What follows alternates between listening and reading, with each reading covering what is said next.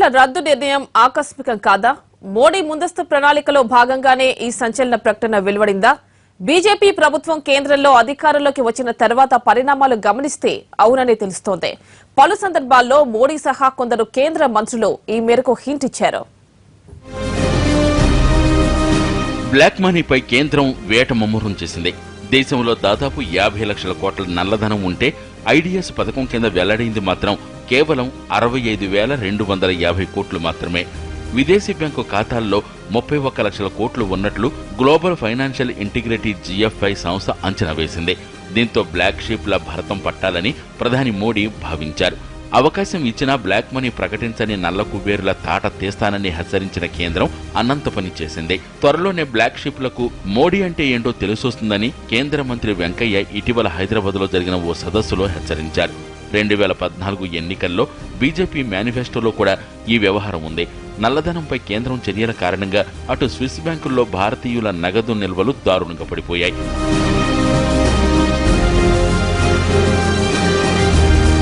నల్ల కుబేర్ల విషయంలో మోడీ అనంత పని చేశారు. అక్టోబర్ 1వ తేదీ తరువాత నల్ల కుబేర్లపై విరుచుకుపడతానని ఆయన చేసిన హెచ్చరికను అమల్లో చేసి చూపారు.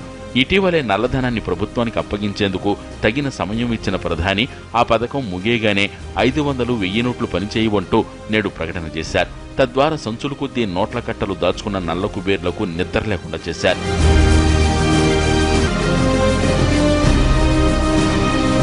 బ్లాక్ మనీని అరికట్టడానికి 1000, 500 రూపాయల నోట్లను రద్దు చేయాలన్న డిమాండ్ అక్కడక్కడ వినిపిస్తున్నా గత ప్రభుత్వాలు పట్టించుకోలేదు.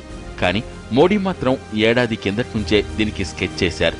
అందుకే ఎవరెన్ని విమర్శలు చేసినా RBI గవర్నర్ రఘురామ్ రాజన్ను మాత్రం పదవి నుంచి తప్పించలేదు. పైపెచ్చు ఆయన పదవీకాలం పొడిగించారు. అత్యంత అత్యాధునిక పద్ధతుల్లో కొత్త నోట్ల ముద్రణ చేశారు. నిజానికి గత నెల వరకు ఎవరికీ మార్కెట్లోకి కొత్త 2000 రూపాయల నోట్లు వస్తున్నట్లు తెలియదు. ఆఖరికి RBIలో కింది స్థాయి ఉద్యోగులకు కూడా ఈ విషయం తెలియకుండా జాగ్రత్త పడ్డారు. ఇందుకోసం దేశ బడ్జెట్ తయారు చేసేటప్పుడు అనుసరించే భద్రతా విధానాలు అనుసరించారు. 2-3 వారాల కిందట 2000 రూపాయల నోట్ల గురించి బయటకు తెలిసినా అవి కొత్తగా మార్కెట్లోకి వచ్చి చేరతాయనే అనుకున్నారు. కానీ ఇలా పాత నోట్లు రద్దు చేస్తారని మాత్రం ఎవరూ ఊహించలేదు. కానీ 2000 నోట్లతో పాటు కొత్త 500 రూపాయల నోట్లను మార్కెట్లోకి రిలీజ్ చేస్తున్నారు.